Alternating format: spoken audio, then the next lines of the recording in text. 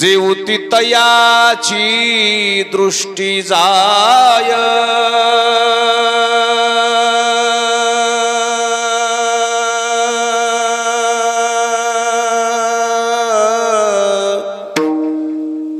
तेवती सुखाची सृष्टी होय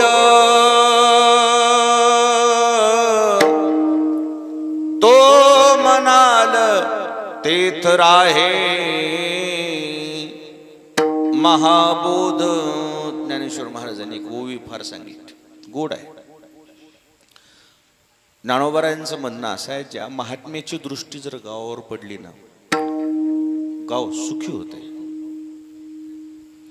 ते कोणाला शाप देतच नाहीत, फक्त काय देतात, आशीर्वादच देतात.